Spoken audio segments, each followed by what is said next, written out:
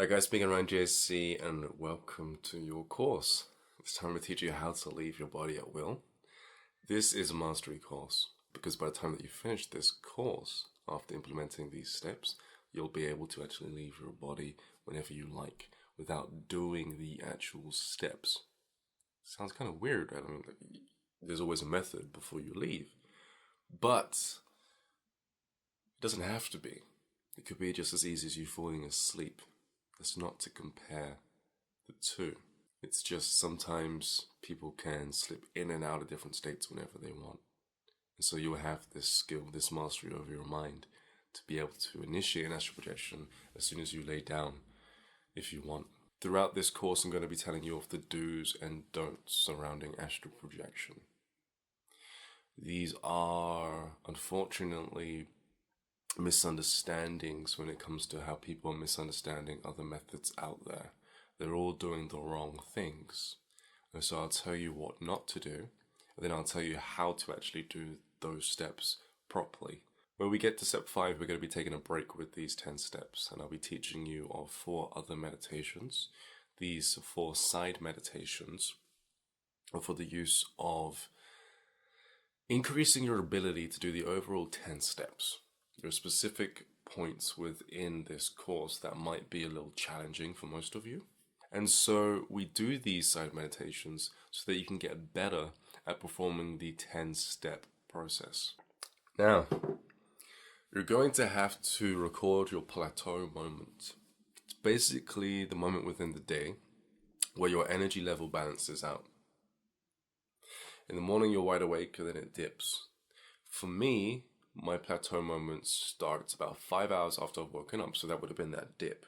It takes 5 hours for me to dip, then I plateau. For you, it might be 3 hours after you've woken up, you feel like your energy has finally stabilized, or it might be 2. Record those moments throughout the week so that you know of your plateau moment. That way you can practice astral projection during that period of time throughout the day.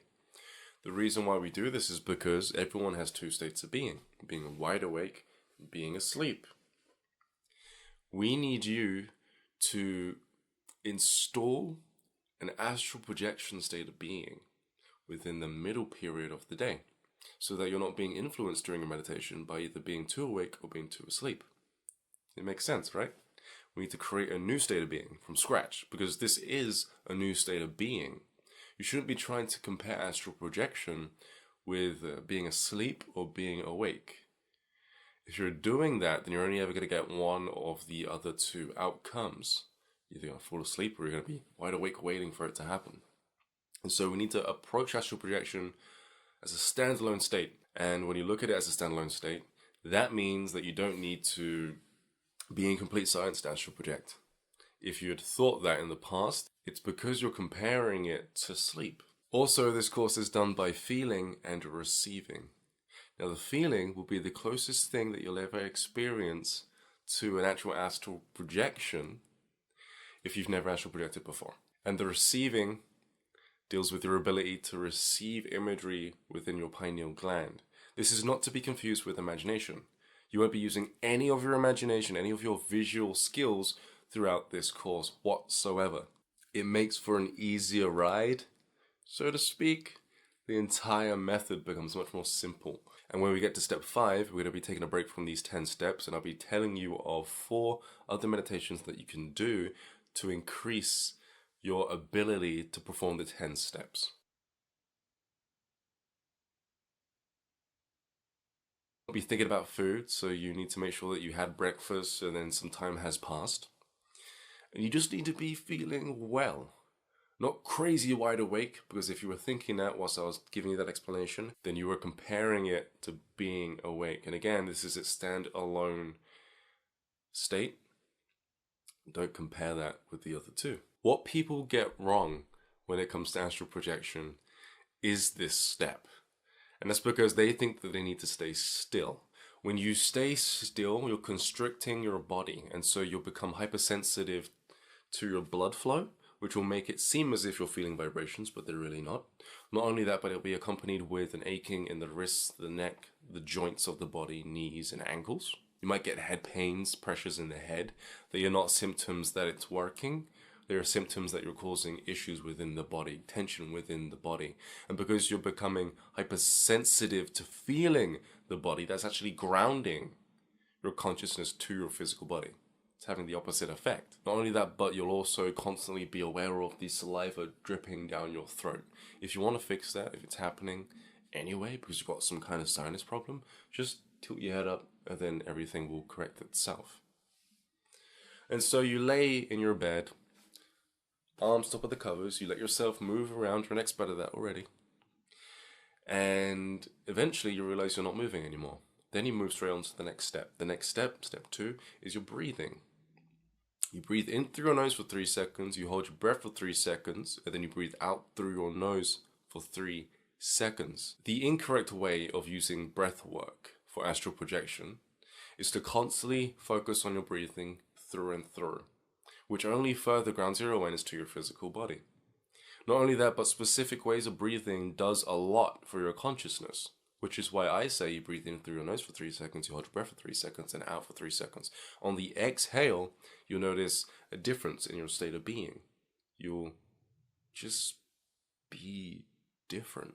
For you, it might even be different compared to how it is for me. For me, I get a very calm, centered, focused feeling. I'm not really paying attention to anything anymore. My worries have kind of disappeared.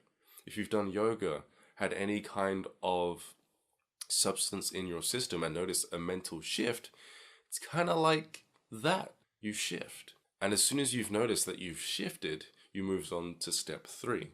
Now you might have to do that breath work exercise a few times, but that's okay.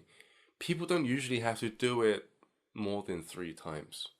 And you're not doing this step here to relax your body. If it wants to relax, that's fine.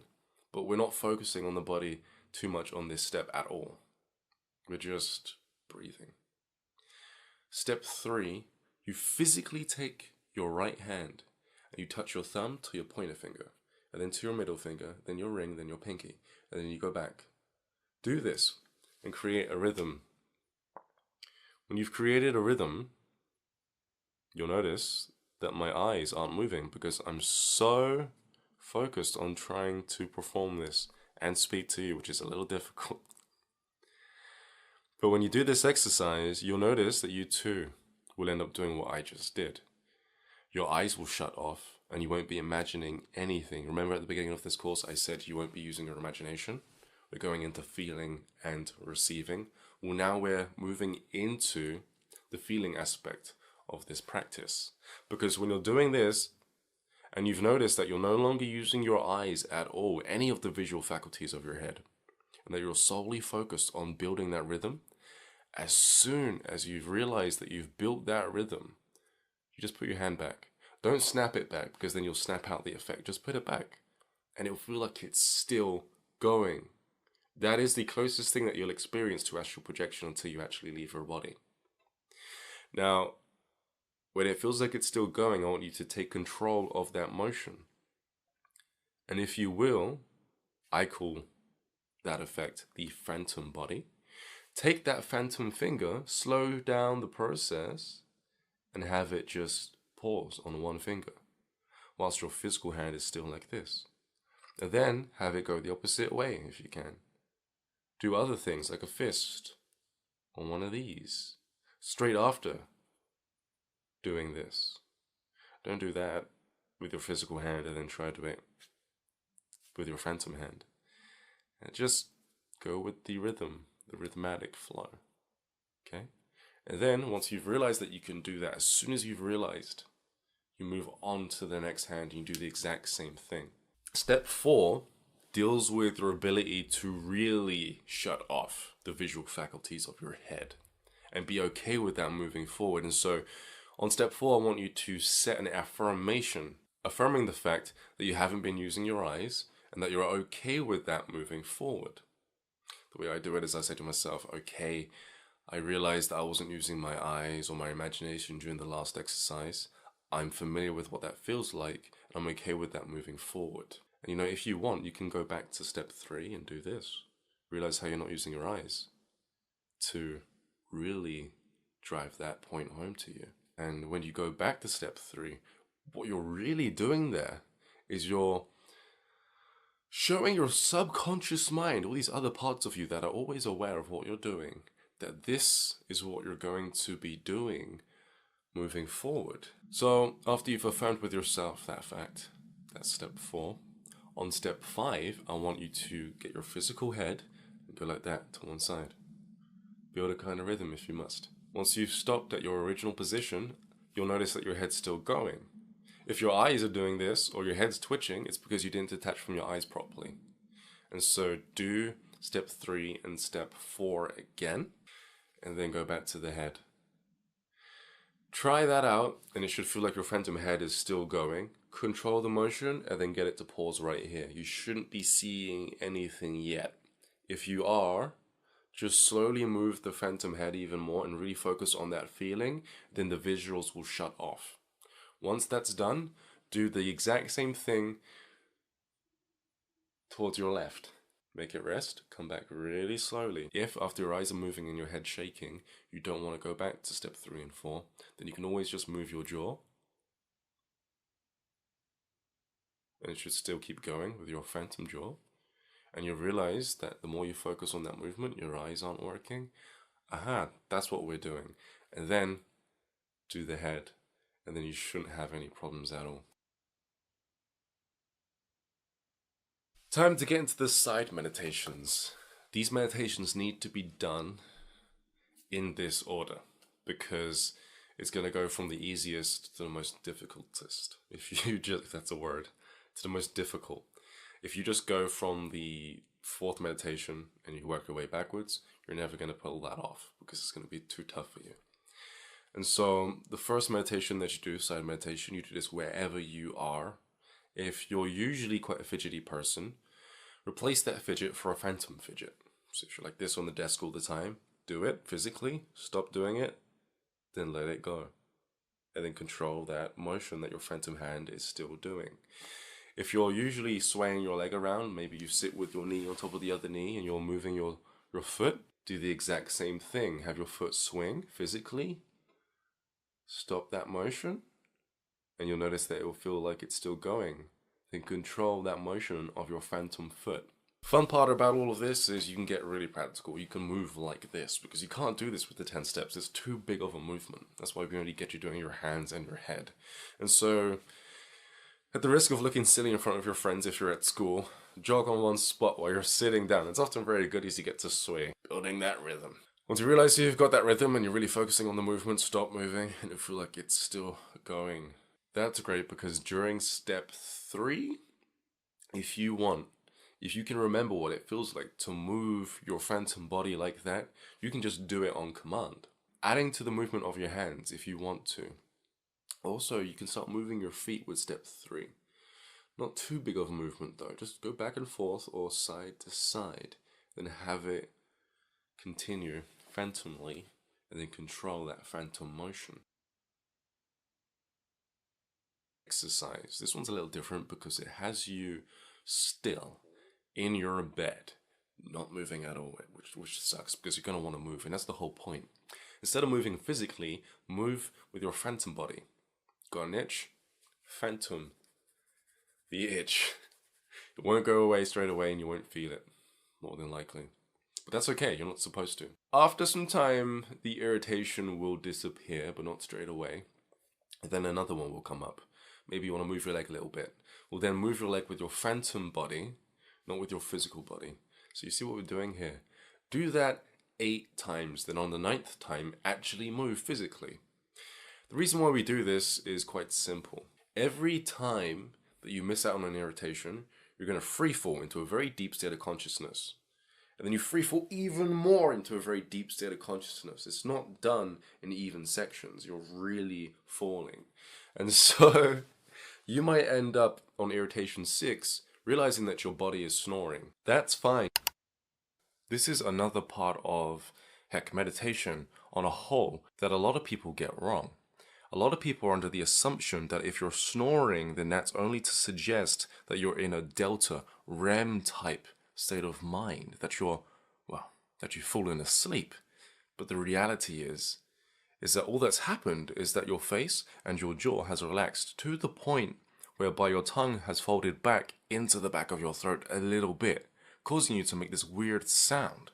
Notice how that has nothing to do with you falling asleep. And so this will most likely happen while somebody's lying on their back. And so if you ever find somebody in that situation, just roll them onto their side. When you didn't fall asleep, that's why we're doing this step here.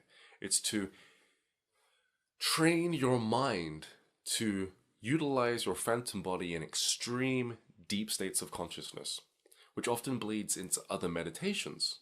And now, the really cool thing is because you're able to use your phantom body in such a deep state, it'll have a very permanent effect on you.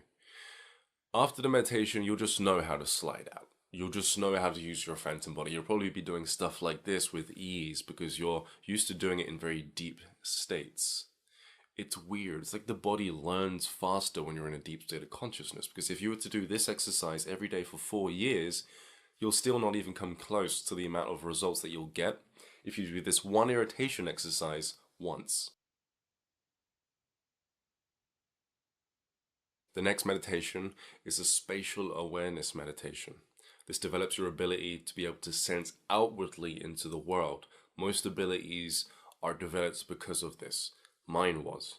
Because I grew up in an abusive household, I was constantly scared of my dad coming up and beating me. And so I was very outwardly aware, which then made me aware of ghosts and orbs and other weird things. To do this meditation, you stand in the middle of your room and you try to sense from where you're standing the very first corner. It helps if you've got 4 corners. If you have more, don't worry about it. Just go for the biggest corners in the room.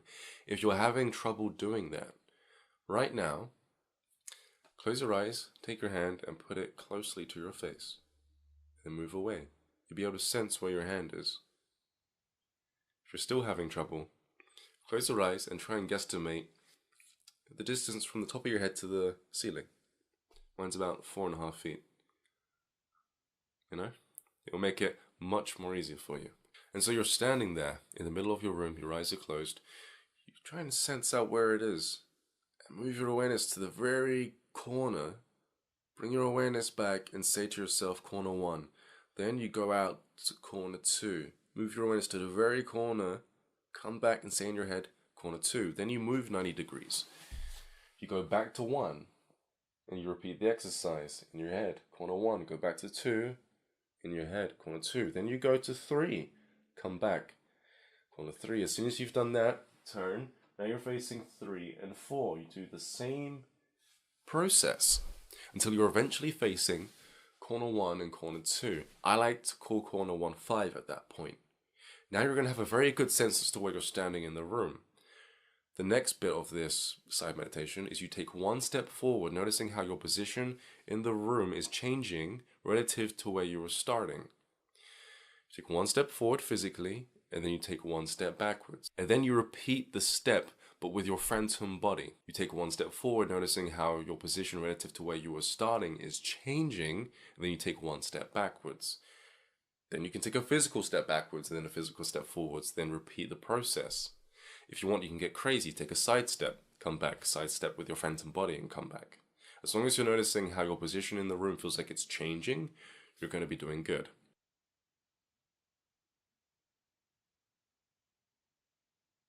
The next side meditation has you laying in your bed, tilt your head up with your eyes closed, noticing how your position in the room feels like it's changing still, even if it's subtly. Tilt your head up towards corner 1 and corner 2, and then you sit up. And then you lay back down, tilt your head back down, physically. And then you do the exact same thing with your phantom body. You tilt your head up, then you sit up. If you want, you can break that in half. Just do your head. And then lay back down, then do that with your phantom body. Lay back down. And then sit up your head, then sit up. Then lay back down and put your head down. And then phantom head up. Then phantom body, sit up. Then phantom lays back down.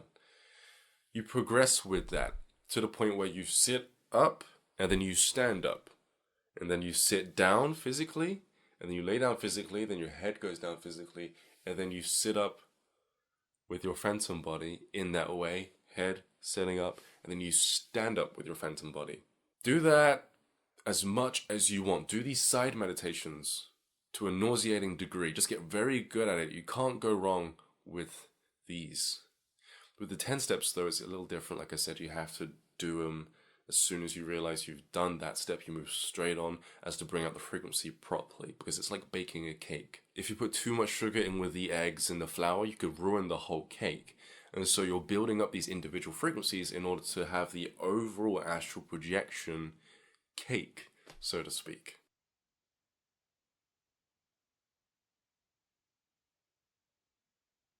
And so with all that said and done, let's go back to the 10 steps. Step 6, I want you to get up with your phantom body only. Stand up and spin around. You spin around over and over and over again, and then I want you to run. The reason as to why I want you to do that is because I want you to run into something that you couldn't have possibly imagined. We want to negate your ability to imagine things, because if you use your imagination, then that's a gateway process to other forms of thinking that involve your imagination. Maybe you'll think about tomorrow, or maybe you'll think about, I wonder if this is working. Your mind will just keep going, and then it'll think about food, and then you'll start dreaming, and then you'll fall asleep. And so this negates that potential pitfall of all astral projection courses when they're done like this, using your imagination. This is why this course doesn't have you do that at all. And so you spin around and you run. You'll probably run into a desk. You'll probably stand on something. You'll probably run into a wall. That's great. As soon as you realize, hey, I didn't create that wall. I just experienced something for real. You move straight on to the kind of semi-step. Step 6 is quite thick. I could probably split it up into another 2 steps, but I'm not going to. After you've spun around and you've run into something, then I want you to feel out where the middle of your room is.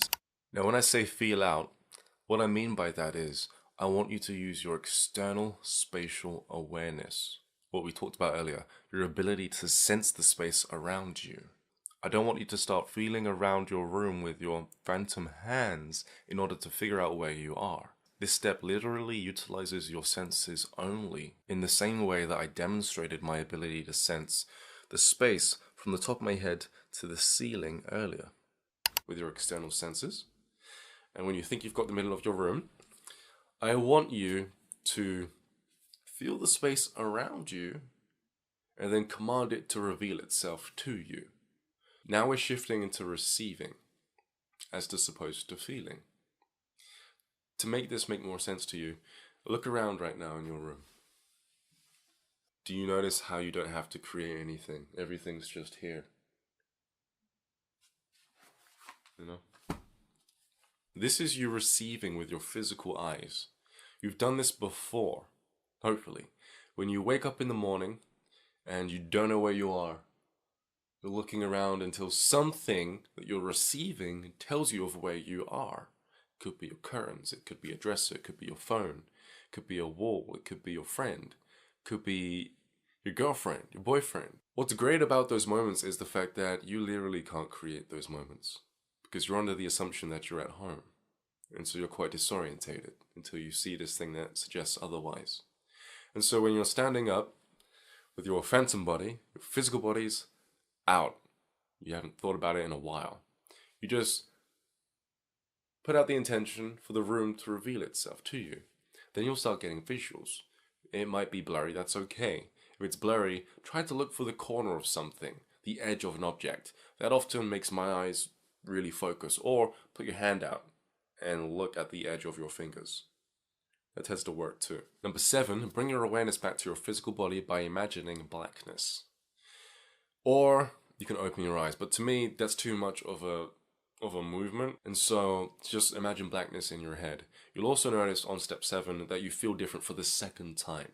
The first time was when you breathed out for 3 seconds and you noticed a shift in your awareness. That is the astral projection state of being that you have now formed together throughout this practice. And once you've initialized that state of being, it is permanent. You might have to do these steps some more times in order to really get that frequency stable, but it is nevertheless permanent. Therefore, as you're walking around with your friends, You know, where they might get tired all of a sudden, you might feel like you can suddenly astral project. And then you can lay down, feel into it, and slide out. But I'm getting ahead of myself. Sliding out is a little later on. You've noticed this shift in your state of being.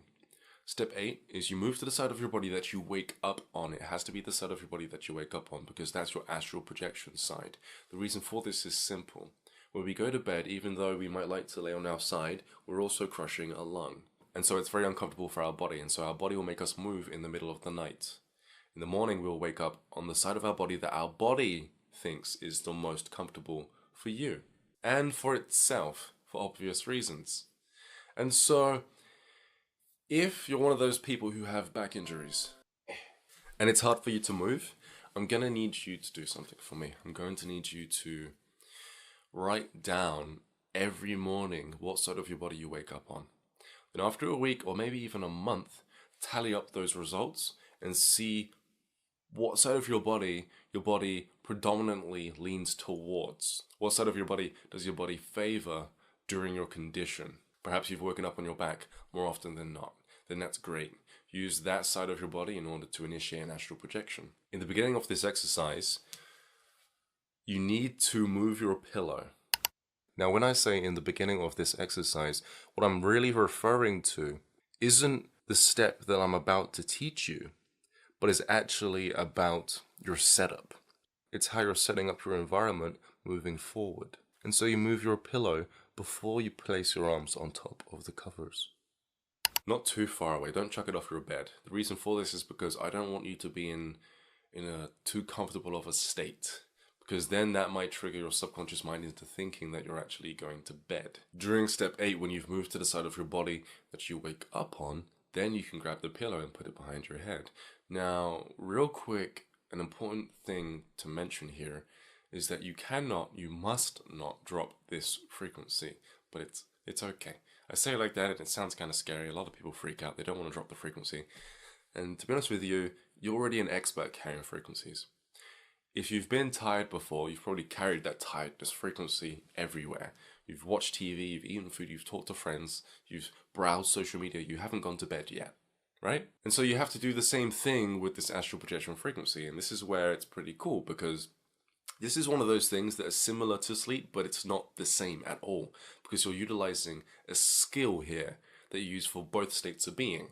It's the same with step 1, where you allow yourself to move until you're not moving. Everyone does that before they go to bed. And so that's a skill there. That it's something. It's something that you can use for many things, including other meditations. And so that's how you perform step 8. And you just turn to the side of the body that you wake up on. Remember, don't drop the sensation. Because if you do, upon turning to the side of the body that you wake up on, coupled with the comfortability of that pillow that you've just placed back underneath your head and your covers, those things could suggest to your subconscious mind that you're about to go to bed. Therefore, your subconscious mind will bring out in you a tired feeling and completely erase the astral projection frequency that you've just built. Carry that frequency.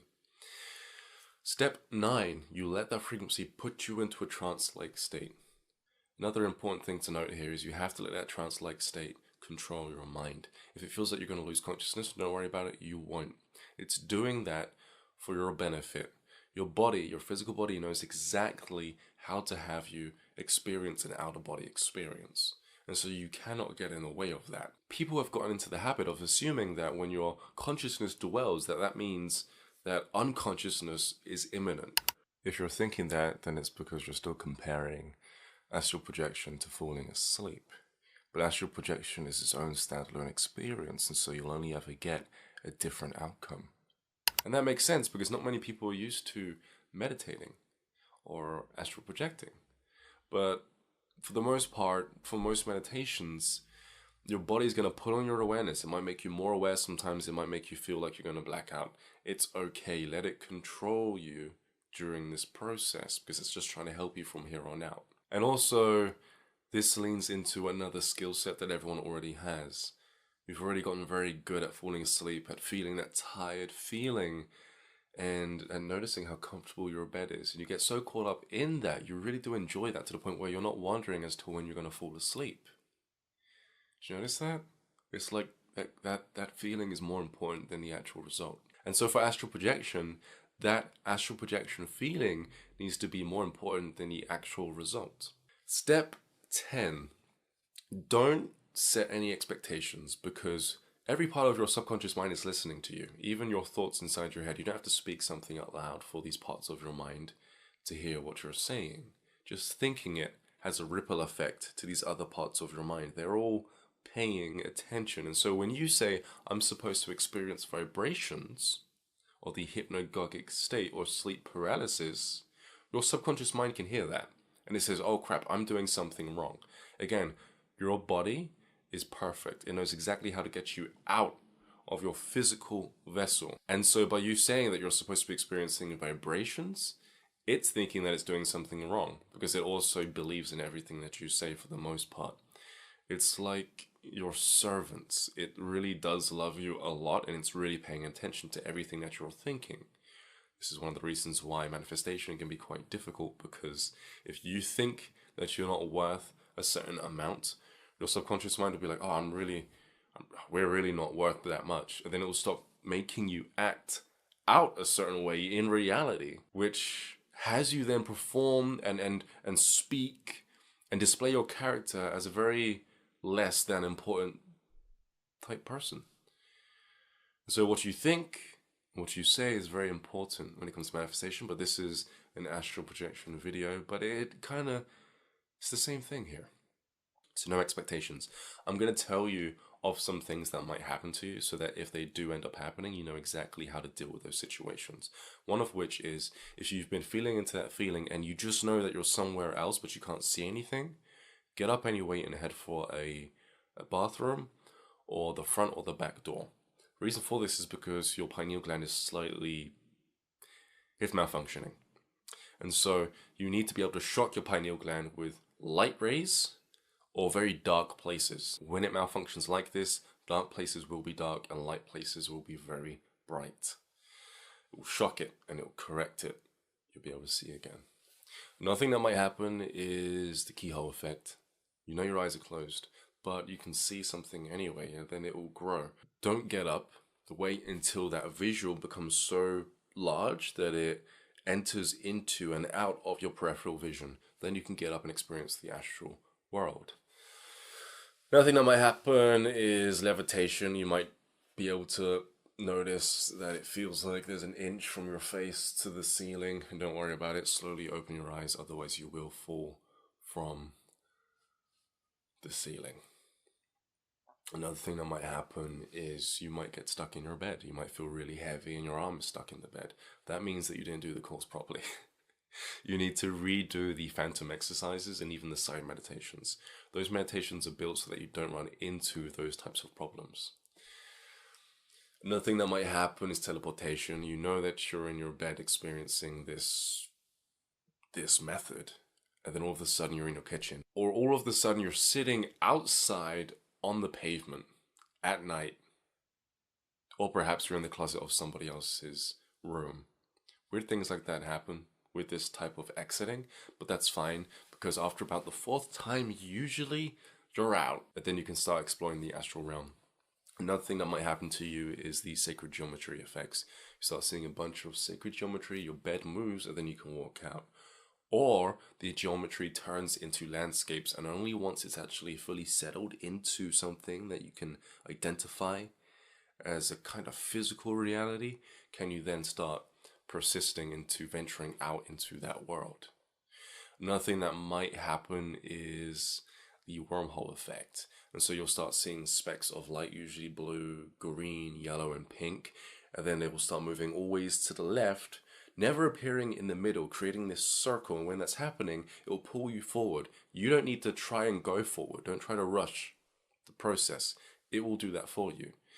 And almost every time that I've been through one of these wormholes, I end up blacking out completely before I get out of the other end. And then I come to in the astral plane, another end of the astral plane. You might see faces, you might hear voices. This is because as you start going into that hypnagogic state, you're essentially jumping through dimensions. Imagine a whole bunch of dimensions all having your bed in them, and then you're actually showing up and disappearing in all of these dimensions. So you're being scattered throughout space and time, and this can cause beings to take notice, and they'll be curious, so they'll be watching, being like, what's going on here?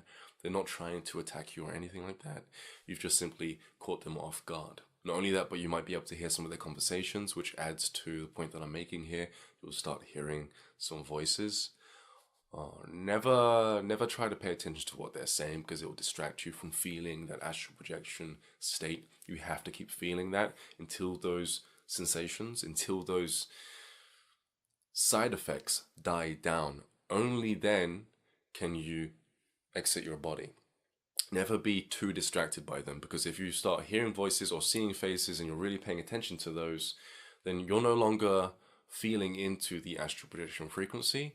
Those things will die down, you'll get up, and you'll still be in this physical reality. It happens quite a lot to a lot of people. And so those are some things that could happen to you.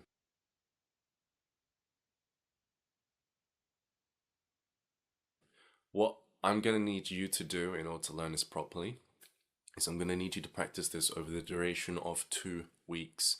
For the first week, I want you to practice everything, side meditations included, to get very, very good at performing these steps, as to so that when you're doing these steps, you're not constantly thinking, okay, what do I do next? Not only that, but it'll make everything all the more easier because you've been going through those side meditations in your spare time. Anyone can do this. What I love about the side meditations is if you're a full-time mum, you can do the side meditations because you don't have that much time to dedicate towards the 10 steps. Same goes for if you work a lot. I was learning this and developing this course during one of the most stressful times of my life, when I was working 40 hours plus. That's overtime. So you do this as much as you can for the first week, and then for the second week, I want you to only do the side meditations. And then on the Sunday of that second week, just go for it. Do the 10 steps and leave your body. Now, please do not change these steps within this technique. They're done this way in order to stop you from experiencing many of the pitfalls that most beginners and even seasoned people, seasoned veterans of astral projection, still experience to this day. No matter how simple a step is, do not change it even the slightest. Even with the breathing exercise, it has to be 3, 3, 3. 3 in, hold for 3, and out for 3. If you change it even a little by 4 or 5, it's going to change your results. Also, I'd like to add that these steps are done very simplistically. You've probably noticed that you're only ever doing one thing at a time. You can actually try this experiment out right now. If you were to pick up something, like your mobile phone, and put it back down, that should be quite easy, right? And the reason as to why it's easy is because you're putting all of your focus into just doing one action. Most people think nowadays that focus means that you need to be very stressed out. And one of the main issues with astral projection is that most of these methods out there have you trying to do more than one thing at once, which ends up splitting up your focus, causing more mental energy in order to perform that task. Down the line, you become unfocused, your mental energy dwindles, and you end up falling asleep. And you often end up having pressures inside of your head, which are often mistaken as real results. And so these steps are simple, and they're done so for a very, very good reason. If a step is too difficult for you, don't change it to something that you know works for you.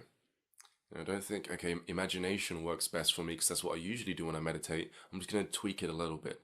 If you do that, you'll have different results. You will not astral project. You will fall asleep. If something is hard, then just keep going at it until eventually it becomes easy. Good luck. Let me know how it goes. Write your first experience that comes of this course in the comments below so that others know that it's working for you, and then it'll help inspire other people. I'm Ryan JC. Ryan James Grubber. Good luck, and perhaps after all of this, you might want to do some other things. Shadow integration, lucid dreaming. This is like a gateway course. Memory mastery that has you experiencing your memories in a way that I still to this day believe is time travel. I've not been convinced that it's just normal memory recall anymore. And so those can be found on my products page on this website. Good luck. Speak to you pretty soon. Peace.